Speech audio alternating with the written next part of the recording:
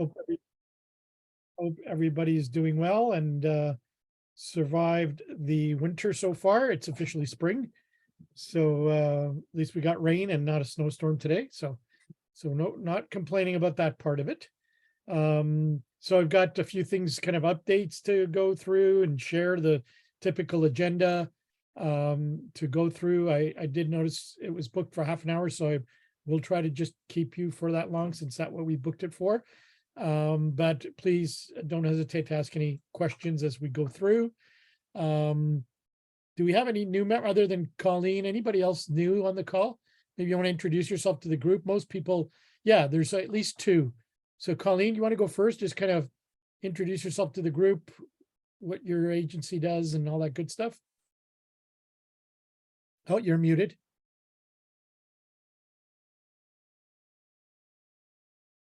Sorry, I am so sorry. Yeah, no My problem. name is Colleen Colby, and I'm the account manager for NT Temps. NT Temps is a staffing and recruiting firm located in Alliston, Ontario, and we handle Simcoe County and the surrounding area.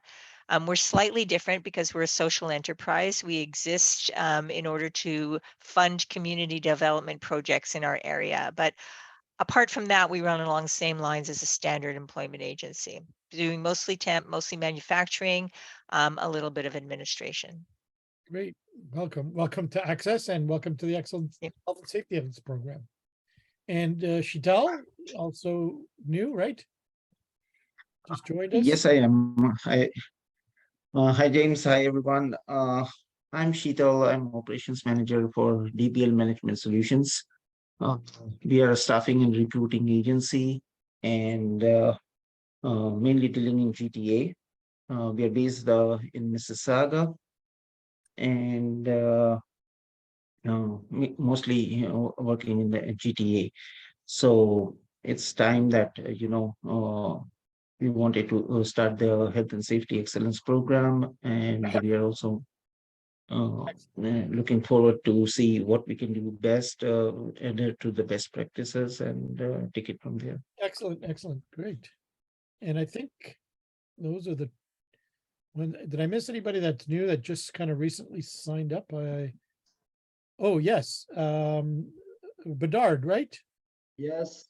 So Yes. with our human resources, we are located in Montreal, but we also have 2 offices in Ontario. We are nationwide, but yes, this is new for us, and we are looking forward to participate. And it's pretty much the same as Colleen. We do temp employees in manufacturing mostly. Excellent, good. So 3 new members to ACSESS, I believe, and the Excellence Program. So welcome.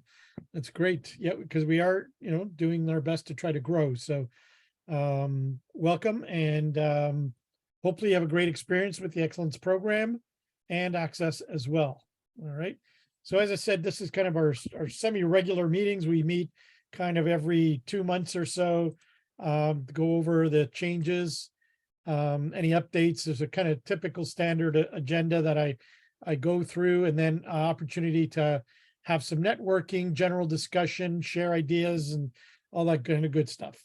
And that's in addition to the one-on-one meetings I'm available for as needed. Right. So here's the agenda for today. So I'm going to go through a couple of things, just kind of reminders and updates. And so this is exactly the same as last meeting. Just, many of you are getting closer and closer to expiry dates. So keep track, get your topics packaged so you're not rushing at the last minute.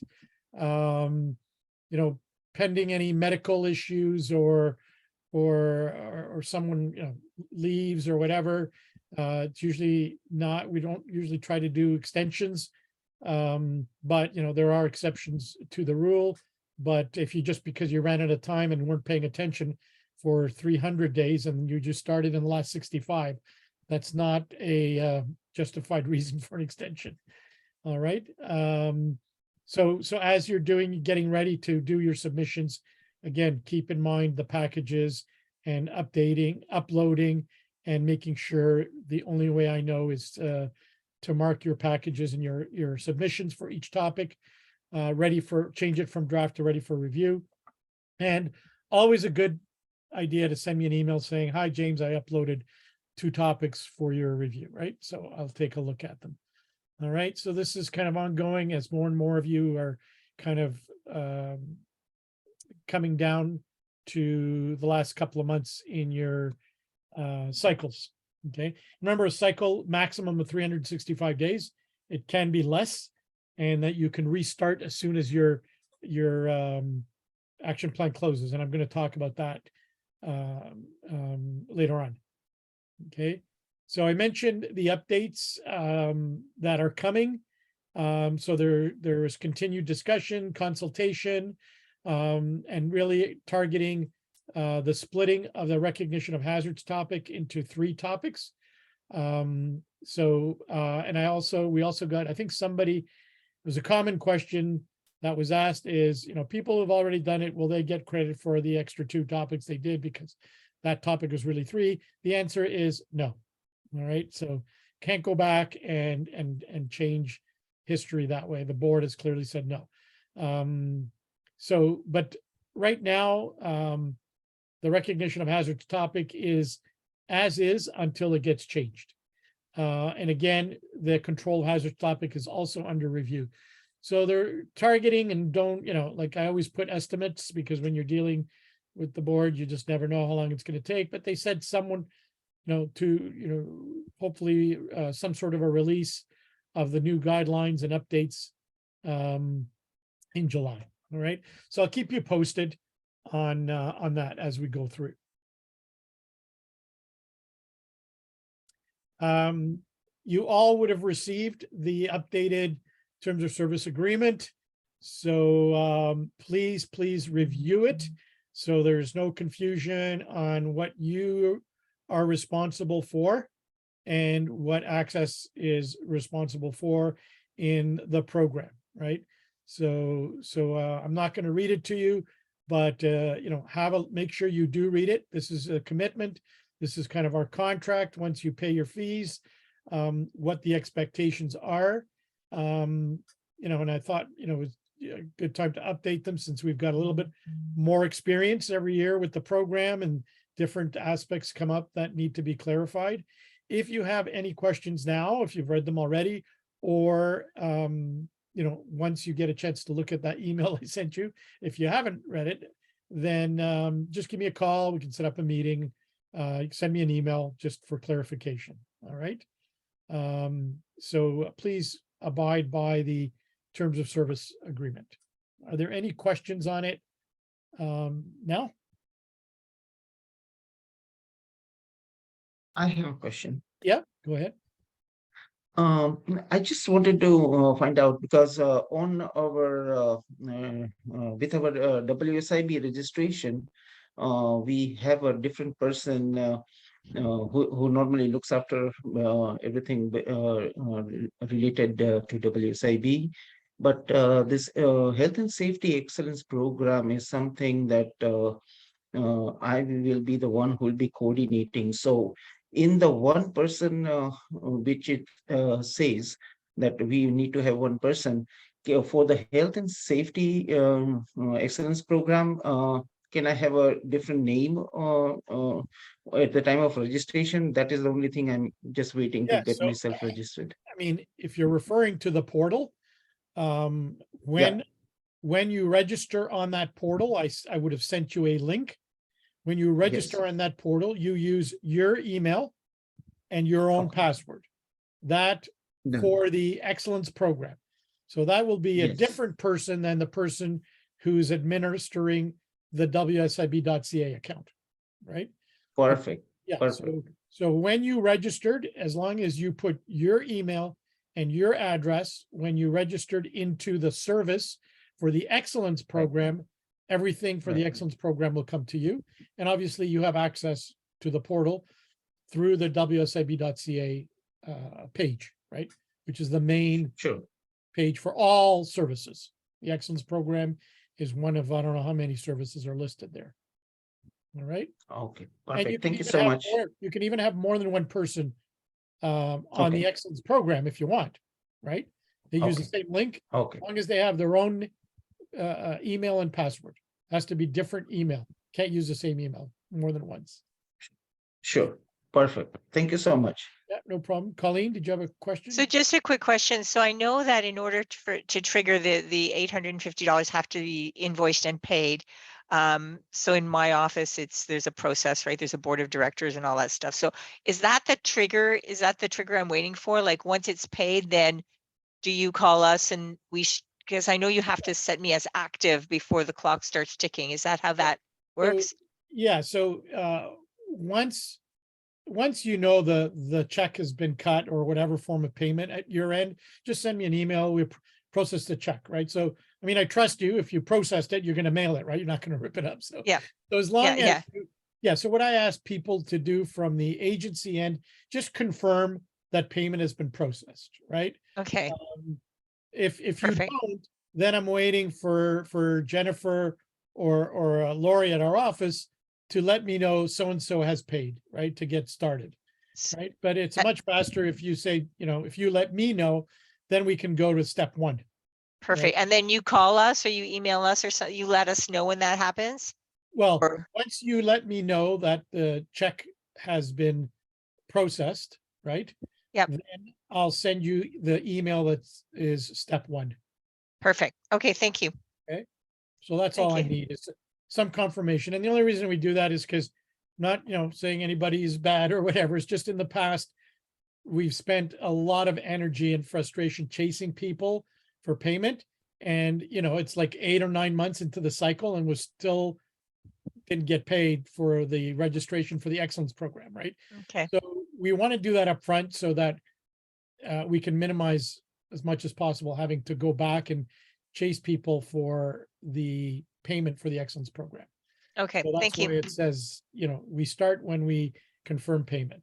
And it's much faster if you let me know so that there's no delay like in the mailing and all that stuff, right? As long as I'm Perfect. comfortable, you've processed it, then we're ready to go, right? Thank you. No problem. All right, excellent. All right.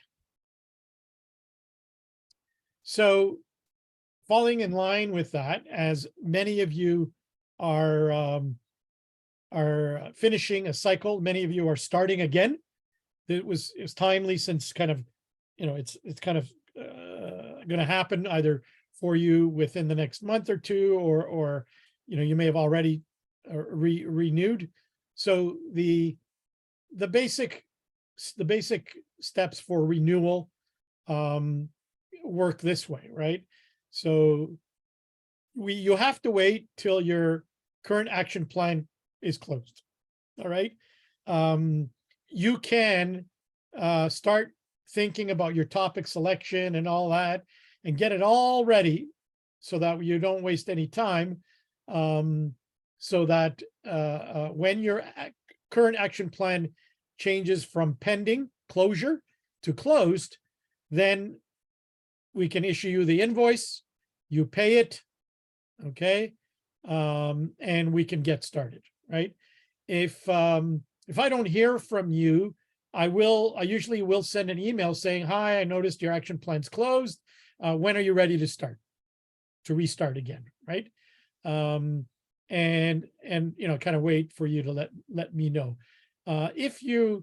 If you're not going to continue, it would be nice just to let me know so I don't keep bugging you, right? So some people just decide, oh, I'm not doing this or take a year off or whatever, and I don't know, and I'm sitting here waiting for your response. So just communicate to me, you're going to take 4 months off or whatever you want. It's entirely up to you, right? But once you confirm that you're restarting, then we'll issue you the HSEP cycle renewal invoice. Okay. And just as we said now, whether you're joining new or it's a renewal, again, confirm with me when payment has been processed, and then we move to the next step, which typically is topic selection. Right. So we start again right from the beginning again, right? And your clock for the cycle, remember, does not start ticking until I approve your topics on the portal. That's when you get the expiry date. Okay, so there's no clock, there's no deadlines. If you delay joining, it just means you're not taking advantage of as many cycles as you can get within, a period of time, because remember, there is no restriction on when you can renew now. Used to be in the first year of the program, you can only do one cycle every 365 days, right? Well, if you finish early, right, if you only take 8 months, you can start your next cycle on month 9 again. You don't have to wait till the 12th month of your cycle. All right. So, as soon as your action plan's closed, you can do a restart. All right. You can only have one action plan at a time. So the portal won't let you start a second action plan until the previous one is closed. All right. And some of you may have already noticed that on your next renewal, if you've renewed recently or you've joined recently, you won't know the difference, but you'll be using now. That's when the trigger occurs for the new simplified user interface. So remember, there was in the old in the interface you're using now, probably there's 4 tabs. Well, when you do a renewal, the new interface is 2 tabs. It's topic selection and evidence upload. That's it. So much simpler. And the evidence story, the PDCA gets uploaded when you're uploading evidence.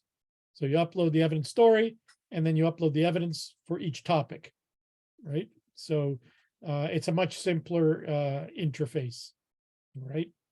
So that'll get triggered on when you finished the old cycle and start the new one. All right. Any questions on the renewal process?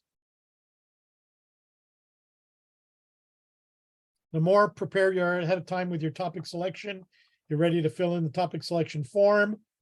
You've got your rationale, the faster the process is.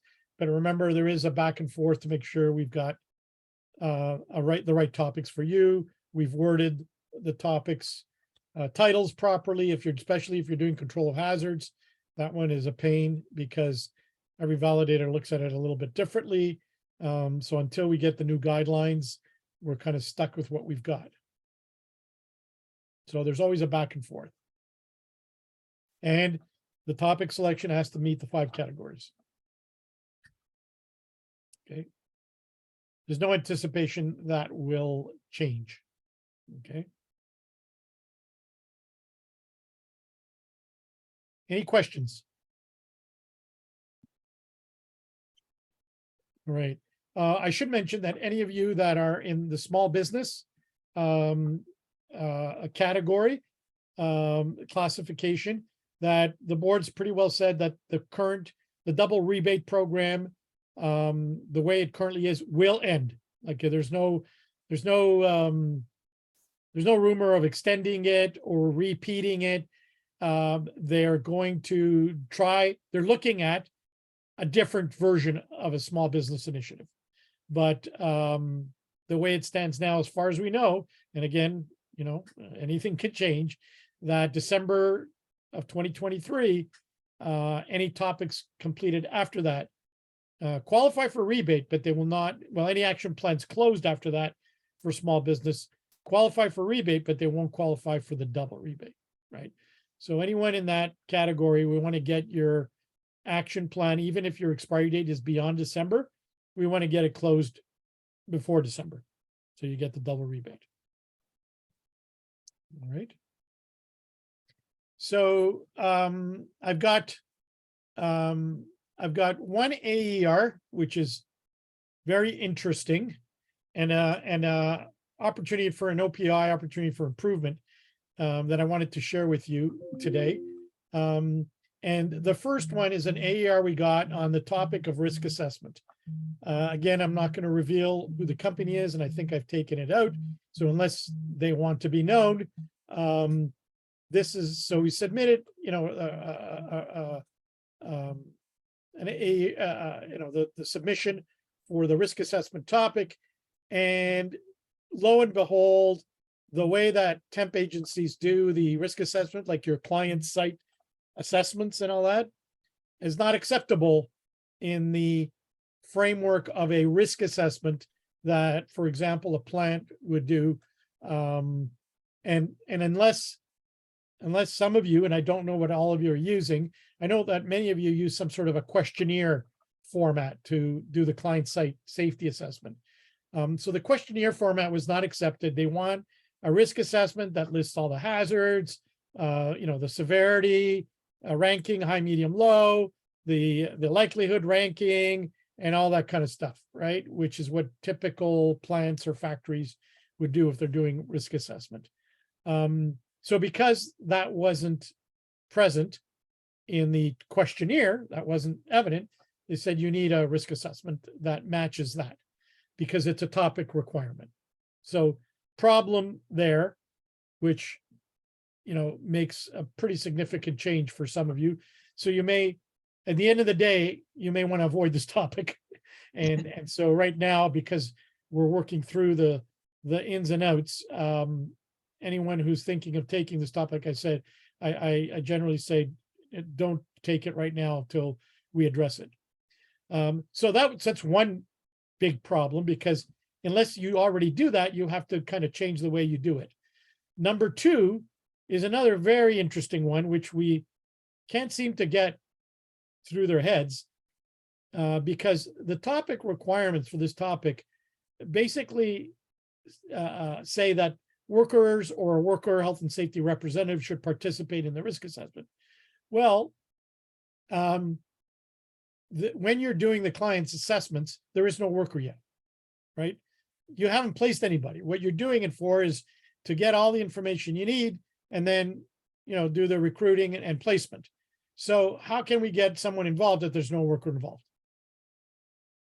So we have to come up with ingenious ways to show different levels of worker participation.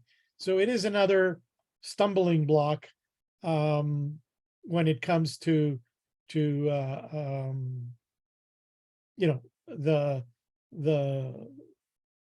way to show that workers participated in some way or another in this process. So that's another issue which is very challenging to address. And we haven't, we're not sure if the way we've opted to address it is going to be accepted or not. And then the last one is, making sure people are trained. That one's straightforward. And, so that's check and do, and then the check is opportunities for improvement, right? So those last two are doable because you're going to train your people that do the client site assessments anyways, right? So, so that's a heads up on this topic. Like I say, until we work through it, it's a topic that I would generally recommend avoiding at this point, until we can figure out how we can meet the topic requirements for the TEP industry. Hi, James. Yeah. It's Desiree. Question. I've tried to find out where on the portal that we can access the AERs, and I believe you had a question from Colleen. She wanted to know what AER stands for. Sorry. Yeah, AER is when you submit a topic, okay, for validation.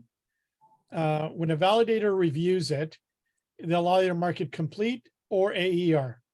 AER means additional evidence required. Okay. Okay. And you have 60 days to address the AER, like you see it on the screen here, right, with the additional evidence, and then resubmit. So you get a second chance at it. If on the second review it doesn't go, then it's marked as incomplete. Kind of quote unquote failed, right? It didn't pass their requirements, right? And so typically if you have it, sometimes they're straightforward.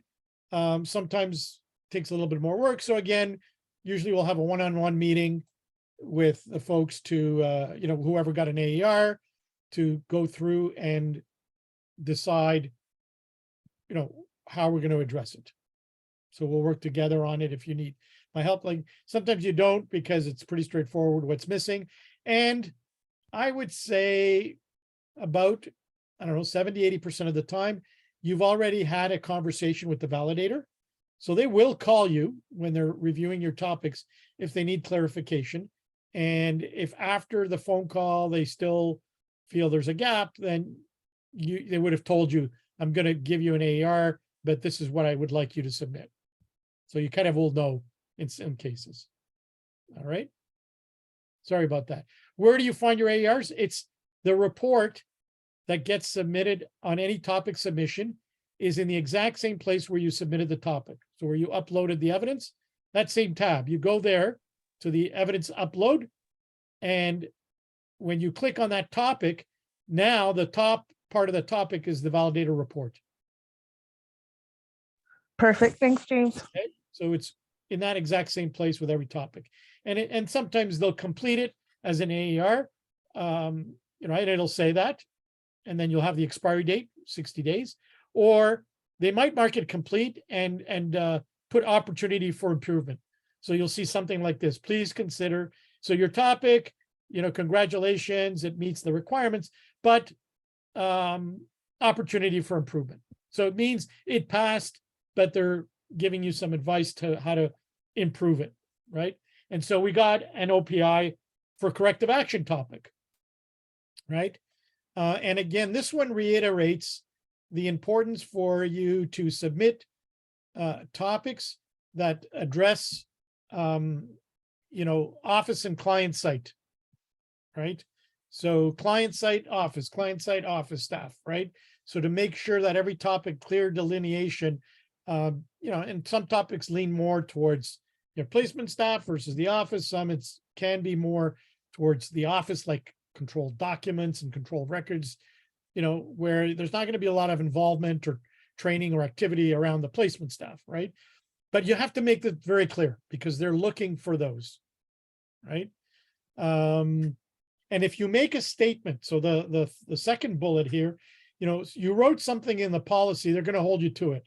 So the policy procedure measures you need to eliminate or minimize potential nonconformities, but there are few details on your process, like how you're going to do it. So be very careful how you write the policy, because they'll read it and, they'll start asking questions around what you wrote. So be very clear on the process, because here it said, consider reviewing the policy to provide additional details, right? Again, this is an OPI. You've already got it complete, but it kind of shows you what they've looked at. Okay. And ensure your actions address root causes.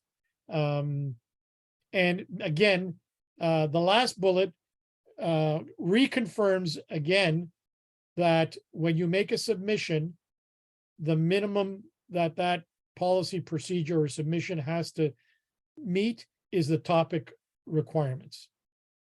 So if you are missing some significant topic requirements as listed in the members guide, you will get an AER. Okay, so be very, very careful when you're writing your procedure to align it with the topic requirements. Anything you want to add, that's great, right? So the two key things that popped out from this one again is that reinforcement that, client site, it's got to be covered, and policy topic requirements.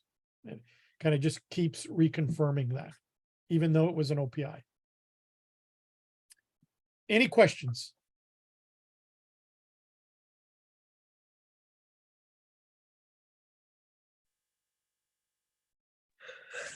James, the only thing is on a completed year, so let's say I have a OPI in year 1, can I go back now that we're in year 3 and look at it? So unless you can justify it as a significant gap, the answer would be no. Right. Just because it was an OPI doesn't mean there's a significant gap, because really if it's opportunity for improvement, it would be seen as continual improvement, and that doesn't qualify. Right. But can I go back on the dashboard and reread the OPI? Oh yeah, all the history for all your completed plans is under your archive tab. Okay, cool, thanks. You can go there and you'll see all the plans that are closed. You'll see the rebate issued. And there'll be, I think, a view or button for that. And that'll take you right to that whole plan where you can look at your evidence and everything you did for that. You can't change anything, but it's all archived. Your Right. submissions are all there, right? Perfect. Yeah, it's a good way if you forgot what topics you picked in the past, or you wanted to download. I think you can download your evidence that you uploaded, so you can retrieve it if you lost it. So everything's archived for all the plans that you've completed. It's all there. All right, good question. Anybody else? Questions, comments, concerns?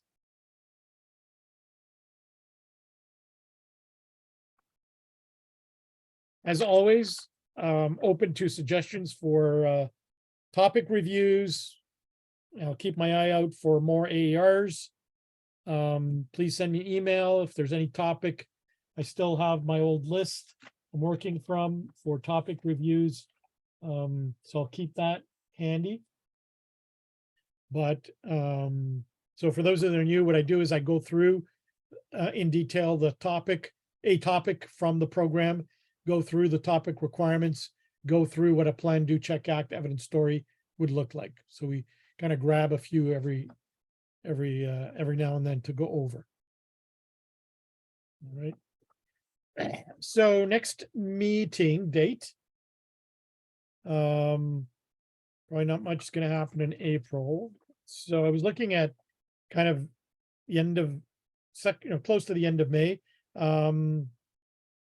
May 25th. Is that okay? Unless everybody's taking the Victoria Day week off.